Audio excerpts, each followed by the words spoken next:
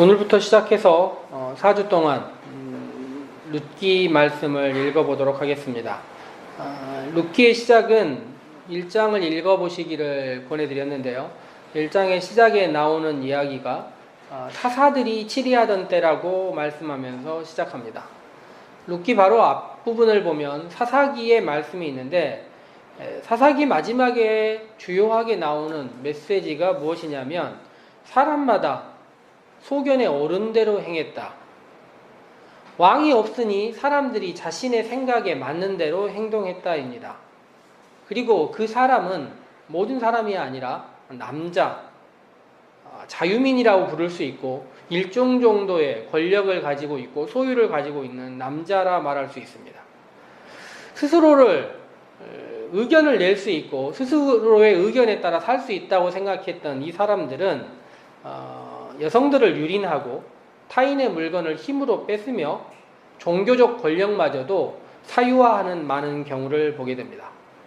그렇게 살았더니, 자기의 소견에 옳은 대로 살았더니 아무 일도 없는 것이 아니라 슬픔의 대가가 민족 중의 일부가, 지파가 멸망해버린 일입니다.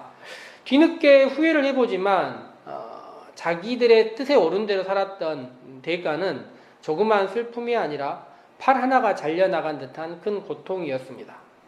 그리고 그 고통의 문제가 온전히 해결되지 않은 채 시절이 하나하나 지나갑니다. 이 고통들에 대해서 우리 사회도 모르지 않습니다. 이런 고통들을 제대로 봉합하지 않고 지나갔을 때 다양한 형태의 병적 징후들이 이후에 나타나는 것을 볼 수 있습니다.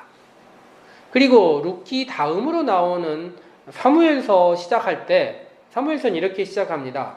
한나라는 여인이 있는데 이 여인이 아들이 없어서 힘들어합니다. 당시 시대와 약간 다르게 한나의 남편이 집안에 많은 재물이 있었던 것 같은데, 이 사람이 아내에게 뭐라고 얘기하냐면, 내가 10아들보다 낫지 않으냐. 너무 당시 시대와 맞지 않을 정도로 따뜻한 마음을 가지고 있는 남편입니다. 그런데 한나는 그의 말에 전혀 위로받지를 못합니다. 그녀가 하는 말은 아들이 없어서입니다. 그리고 나서 놀랍게도 그 집안에 아들이 생겼는데 한나가 그 아들을 하나님의 전에 드렸습니다. 사실 이 구절이 이 땅에 많은 목회자들을 만들어낸 구절이기도 합니다. 귀한 아들 하나님께 드려야 된다. 이런 마음으로 하나님의 일을 하시도록 이 땅에 많은 목회자들이 길러졌는지도 모르겠습니다. 그러니 그 결핍과 결핍 사이에 오늘 우리가 읽은 룻기라는 말씀이 적혀 있습니다. 룻기는 히브리어로 메길롯이라고 불리는 성경인데, 이거 일상적으로 사용하는 말은 아니지만 기둥이라는 말입니다. 그런데 이 말이 왜 사용되냐면, 이스라엘에 있는 5대 절기가 있고 이 절기 때마다 이 메길롯이라는 성경들을 읽곤 합니다. 이 성경들은 아가, 룻기, 예레미야, 에가, 전도서, 에스더입니다. 이 성경은 절기가 되면 이스라엘 사람들에게 함께 낭독하던 말씀들이었습니다. 이 짧은 성경들, 메길롯이라고 불릴만 하고, 오늘 우리가 읽은 이 보리 추수 때, 이 절기 때마다 읽었던 성경이라는 것이죠. 이 메길롯의 성경들을 다 함께 추후에 한번 시간이 되면 다시 한번 말씀을 전해보도록 하겠습니다. 그런데 어쨌든 이 성경도 시작할 때 왕이 없으므로, 아들이 없으므로와 마찬가지로 먹을 것이 없으므로라고 시작합니다. 사사시절이라고 성경에 나와 있고 하나님의 도우심으로 사람들이 분명히 살고 있다 이야기하는 시절인데, 이스라엘 땅에 흉년이 들어서 먹을 것이 없다 이야기를 합니다. 신명기 성경을 읽어보면 흉년이 들었을 때 보통은 이스라엘 사람들에게 하나님은 이야기하십니다. 이 말이, 흉년이라는 말이 가지고 있는 것은 너희들을 돌아봐야 한다, 너희들의 죄와 연관이 있다 이야기를 합니다. 그런데 오늘 성경에 나와 있는 한 가족은 자신을 돌아보거나 이웃과 함께 연대해서 살아갈 생각을 하는 것이 아니라 이방 지역을 향하여 이사가는 방식을 택했습니다. 룻기 시작에 나와 있는 유대 베들레헴 지역의 한 가족은 흉년이 자신들과 아무 상관없다는 듯이 이곳을 피해서 모압이라는 이방 지역, 요단강을 건너 있는 그 지역으로 떠났습니다. 그의 아내와 2 아들을 데리고 한 가족이 떠난 것입니다. 어느 지역을 가야 기근을 피할 수 있는지 어느 정도의 정보를 가지고 있었던 것 같습니다. 모압 지방 정도면 괜찮겠다 생각했던 것이고, 그 땅에서 두 아들을 결혼시켰고, 오늘 우리 읽은 말씀 마지막쯤 보면 나오미가 하는 말이 우리가 떠날 때는 풍요로웠다, 풍족했다 하는 말을 들어보니 어느 정도 재산을 가지고 있었던 사람으로 여겨집니다. 정보를 가지고 흉년을 피해 자신들을 돌아보지 않고 그나마 더 나은 곳을 향하여 움직였던 한 가족의 이야기가 여기 나와 있는 것입니다. 하나님께서는 아브라함에게 흉년이 들었을 때 가나안 땅을 피하여 너희에게 약속한 땅을 피하여 애굽으로 가지 말라 이야기를 하십니다. 출애굽기와 레위기 율법의 말씀들은 반복해서 이방 지역에 가서 살지 마라 이야기를 하십니다. 하나님께서는 그것을 훈련하고자 40년이나 이스라엘 백성들을 이끌고 광야를 걷게 하셨고, 거기서 내내 했던 이야기가 무엇입니까? 사람이 떡으로만 사는 것이 아니라 하나님의 입에서 나오는 모든 말씀으로 산다 이야기를 했습니다. 그런데 이 가족은 떡이 필요해서 떠난 것입니다. 자기 소견에 옳은 대로 행동하는 사람들의 이야기입니다. 그런데 이 사람들의 가족의 이름을 보면 엘리멜렉이라는 사람이 이름이 나와 있는데, 이 사람의 이름이 이런 것입니다. 왕권이 내게 있다, 내게서 왕이 나리라, 이런 이름을 갖고 있습니다. 나오미의 이름 뜻은 나에게 기쁨이 있다, 희락이 있다, 이런 뜻입니다. 두 사람 사이에 자신들은 이런 힘들고 어려운 시절과 맞지 않는 이름과 체질을 가지고 있었던 것입니다. 왕과 같은 혹은 기쁨이 있는 그런 곳이 자기들에게 어울린다 생각하는 사람들입니다. 그런데요, 이 사람들의 자녀들 이름이 한 명은 말론이고 한 명은 기련인데 이들 이름이 너무나 이상합니다. 아들 이름이 한 명은 허약한 자고 한 명은 병든 자입니다. 다 죽을 것처럼 아들 이름을 지었다는 것입니다. 저는 이런 이름을 함부로 아이들에게 지을 수 있는 사람들은 도대체 누구인가라고 생각해 봅니다. 혹자들은 이런 이야기합니다. 죽은 다음에 그들의 이름이 이렇게 불려졌다 이야기를 하지만 1장에서 뿐만 아니라 4장에서 다시 그들의 이름을 부를 때 베들레헴 사람들이 그들의 이름을 말론 기련이라 부르고 있어요. 그래서 그런 이름이 그들에게 지어졌던 것 같습니다. 저는 우리나라의 통상적인 사고방식으로 봤을 때 말도 안 되는 이런 이름들은 보통은 기복신앙에서 만들어진 이름입니다. 누군가 와서 이런 이름을 짓지 않으면 아이가 빨리 죽을 거라고 했을 때 외에는 이런 불우한 이름들을 아이들에게 짓지 않는다는 것이죠. 그리하여 복을 추구하고 더 나은 삶만을 바라보며 자기 소견에 옳은 대로 생각하며 아이들의 이름까지 그렇게 지었던 사람들이 모압 땅으로 떠났던 것입니다. 떠나서 몇 년 지나지 않아 이들의 가장 엘리멜렉이 죽었습니다. 그리고 그가 죽은 다음에 두 아들은 결혼합니다. 허약하고 병든 사람들, 몸이 약하다는 것을 모압 땅의 여자들은 몰랐겠죠. 그래서 결혼을 했습니다. 이방 여인들은 정보도 없이 결혼했을 것이고 결국 자녀도 없이 두 사람 다 죽고 맙니다. 허약하고 병든 자는 삶을 마감하고 말았습니다. 성경의 이후의 이야기를 보면 나오미가 하는 말을 들었을 때 며느리로 들어온 오르바와 룻은 남편이 없는 상황에서도 시어머니에게 아마 최선을 다하고 살지 않았나 생각해 봅니다. 여인 셋은 어떤 마음으로 함께 그곳에서 살고 있었을까요? 그렇게 살고 있는 그들에게 소문 하나가 들려옵니다. 나오미의 고향 베들레헴에 풍년이 들었다. 먹을 것이 드디어 풍족해졌다는 소문입니다. 나오미는 생각합니다. 빠른 결단을 하고 이곳에서 며느리 둘과 함께 살 것이 아니라 나의 고향으로 돌아가야겠다 생각합니다. 그래서 며느리들에게 자신의 고향으로 떠나가자고 함께 이야기를 합니다. 베들레헴에 가면 이렇게 살 수 있을 것이다. 몇 가지 이야기를 했을 것이고 함께 가자. 이곳의 재산을 다 털어서 다 소유를 팔고 떠나자 이야기를 했겠지요. 나오미는 시어머니는 며느리들을 데리고 베들레헴으로 가는 길, 성경에 따르면 출발하기 전에 이런 얘기를 하는 것이 아니라 출발했을 때는 며느리들을 데리고 떠났었고 떠나는 길 사이에서 갑자기 마음을 바꿉니다. 왜일까요? 출발했을 때 그녀는 남자 셋과 함께 베들레헴을 떠났습니다. 오늘 성경 말씀 우리가 읽었던 것처럼 사람들이 다 이야기하지 않습니까? 내가 풍요롭게 나갔더니 비어서 돌아왔다. 풍족하게 나갔던 자기 시절이 있습니다. 이곳이 힘들고 어렵지만 그들과 연대하지 않고 다른 삶을 생각하면서 가지고 있는 것들을 다 가지고 떠났습니다. 떠나면서 뭐라고 했겠습니까? 누가 더 잘 사나 두고 보자. 나는 이방 지역 가서도 떳떳하게 떵떵거리며 살 수 있다 떠났지 않았겠습니까? 그런데 길 걸어가면서 자신의 모습을 보니 어떻습니까? 여자 셋이 걸어가고 있는 것입니다. 이 세 명의 공통점이라고는 딱 하나밖에 없습니다. 남편이 죽었다. 나오미가 혼자 생각해 보기를 이런 상황으로 베들레헴에 돌아갔을 때 사람들이 하는 말이 보통이 아니었을 것이다 생각해 봅니다. 성경에 보니 베들레헴의 여인들의 이야기가 보통은 아닌 것 같습니다. 나이든 여인들은 그들끼리, 젊은 여인들은 또 그들끼리 모여서 수없이 많은 말들을 하고 있었던 것 같은데 그리하여 세 사람의 모습이 그리 아름답지 않아 보인 것입니다. 그래서 나오미가 길을 가다 결단합니다. 뭐라고요? 돌아가라. 나 혼자 떠나겠다 이야기를 합니다.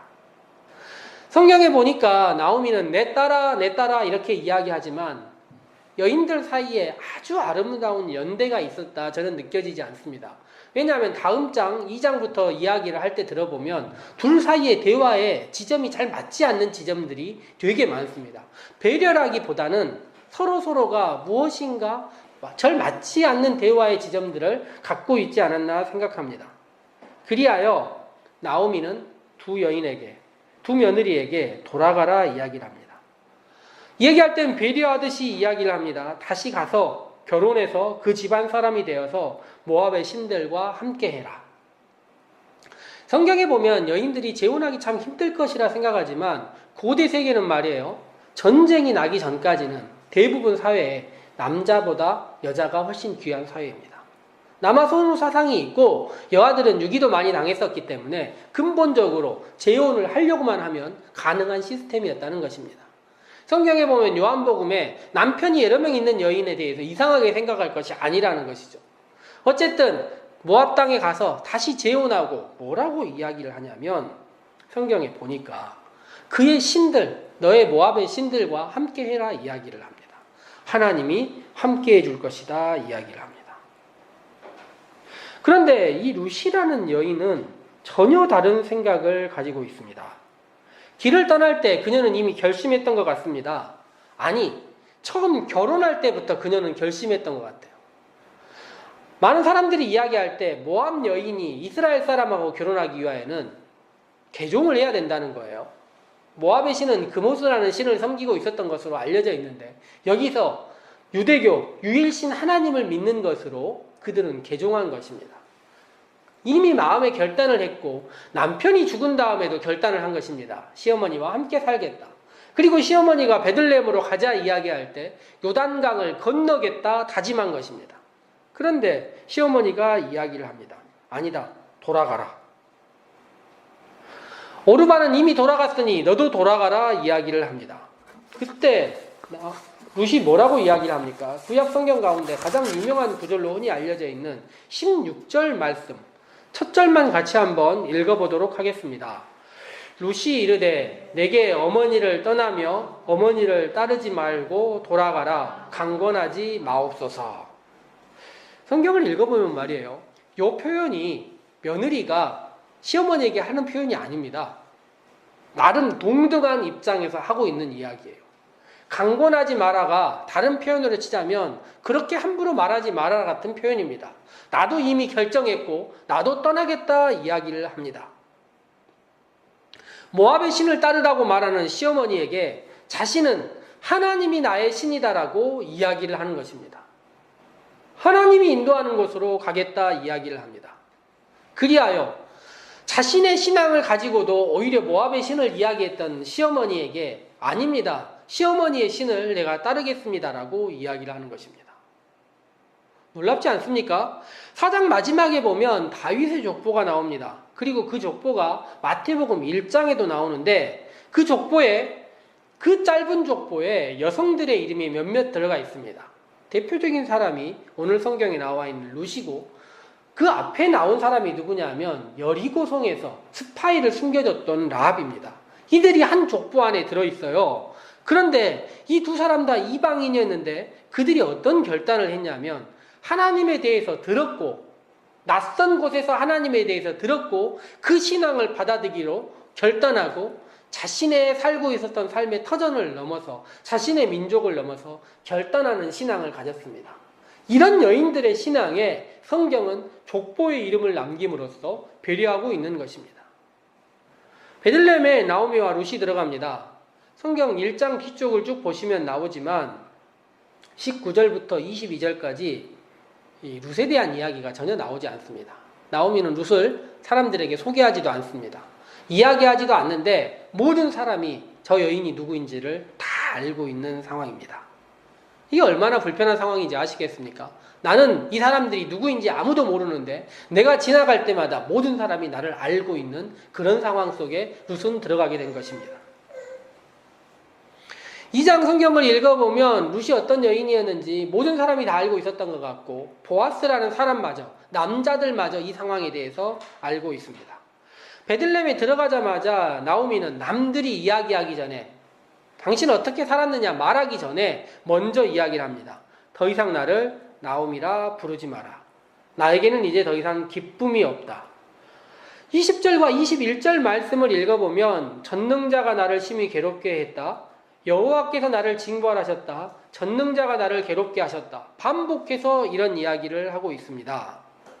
그러나 모두 알다시피 하나님이 그녀에게 고통을 주신 것이 아닙니다. 그녀와 그 가족들은 자기의 소견에 옳은 대로 떠났던 것 아닙니까? 자기의 소견에 옳은 대로 이방 지역을 갔던 그 사람들이 다시 돌아왔으면서 하는 이야기가 무엇입니까? 풍요를 따라 물질을 따라 이동했던 그들이 하는 말이 하나님이 자신에게 고통을 주셨다 이야기를 하고 있습니다. 그리고 그녀가 하는 말이 나를 마라라고 부르라 이야기를 하고 있습니다. 룻은 어떤 여인일까요? 자신의 가족과 모든 사람들을 떠나서 이방 지역에 홀로 남겨진 이 여인은 말입니다. 사람들 모두가 자신을 바라보고 하는 이야기를 들으면서 아이도 없이 남편도 없이 시어머니 한 명 의지하고 떠났던 이 여인은 어떤 여인 것 같을까요? 저는 이 여인이 흡사 마른 막대기와 같은 여인, 쓸쓸하고 외롭고 더 이상 가진 것이 없는 여인처럼 느껴지는 것입니다. 그런데 말입니다. 놀라운 일이 발생합니다. 출애굽기 15장을 보면 출애굽기에서 이스라엘 백성들이 홍해를 건너는 이야기가 14장에 나옵니다. 그리고 15장에서 홍해에 모두 잠겨버린 애굽 사람들, 그들을 바라보면서 하나님을 찬양하는 이스라엘 사람들 이야기가 나와요. 여호와는 높으신 분, 말과 그 탄자를 바다에 던지셨다 이야기를 합니다. 그런데 그 이야기가 끝나고 3일이 지날 때까지 이스라엘 백성들이 물을 마시지 못해요. 광야에 오아시스가 없습니다. 그리고 3일 만에 찾아간 광야에서 오아시스가 있었는데 그곳 물이 하필 쓴물이었어요. 성경에 보니까 그곳 이름이 마라였습니다. 오늘 나오미가 기쁨이 있는 자기의 삶이 기쁨이 모두 사라져버리고 마라, 슬픔, 쓴물과 같은 자신의 삶이라 이야기하는 그 삶이 이스라엘 백성들이 만났던 그 물과 같은 곳이라는 것이죠. 그런데 어떤 일이 발생합니까? 하나님께서 모세에게 명령하세요. 나뭇가지 하나를 끊어서 그곳에 던져라. 나무 막대기 하나가 그곳에 들어가자 쓰디쓴 물이 변화하여 마실 수 있는 물이 되는 것입니다. 룻기 성경은 이것을 알려주고 있습니다.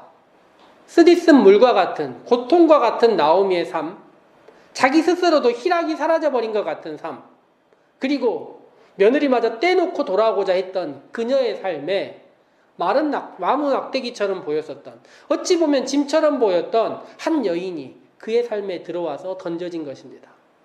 던져진 다음에 어떻게 됩니까? 마라가 사라져서 다시 나오미가 되게 만드는 놀라운 은혜가 있는 것입니다. 신앙의 이야기들은 살펴보면 우리 소견에 옳은 대로 우리가 살아갑니다. 그러다가 힘들고 어려운 삶이 되면 우리가 뭐라고 이야기합니까? 전능자가 나를 심히 괴롭게 하셨다. 나에게 더 이상 기쁨이 없다 이야기하지 않습니까? 그렇지만 성경 말씀에 보면 신앙을 향하여 건너간 사람들도 있습니다. 나오미와 그의 가족들은 먹을 것을 찾아 요단강을 건너고 다시 요단강을 건너왔지만 룻이라는 여인은 신앙을 찾아 건너온 것입니다. 룻은 건너왔는데 신앙을 찾아온 그 여인의 발걸음으로 인하여서 말라버린 것 같은, 고통밖에 없을 것 같은, 쓰디쓴 물과 같이 생각하는 그 가정에 기쁨이 생기고 희락이 생기고 새로운 생명이 생겼던 것을 기억합니다. 성경의 역사는 신앙을 향하여 건너간 자들에 의하여 변화하고 바뀌고 고통이 기쁨으로 생명 없음이 생명 있음으로 바뀌고 있는 것입니다. 오늘 우리의 삶은 어떻습니까? 지금 우리의 삶이 마라라고 불리는 그런 삶 아닙니까? 고통이 많고 슬픔이 많고 전능자가 우리를 힘들게 하셨다 말하는 그런 삶이 아닙니까? 그렇지만 룻과 같이 신앙을 향하여 건너간 사람들이 있음을 기억해야 합니다. 그리고 우리 살림의 성도들이 우리의 살림의 이름과 같이 신앙을 향하여 한 걸음씩 내딛는 사람들이 되었으면 좋겠습니다. 그리하여 우리는 비록 부족한 자들이지만 우리가 우리의 신앙으로 한 걸음 내딛어서 말라버린 곳, 쓰디쓴 곳, 고통이 있는 곳에 기쁨이 되고 그것이 우리를 통한 것이 아니라 하나님의 은혜를 통한 것이라는 것을 기억하고 우리의 삶을 통하여 신앙을 통하여 세상을 바꾸고 변화시키는 살림의 모든 성도들 되기를 소망해 봅니다. 함께 기도하도록 합시다.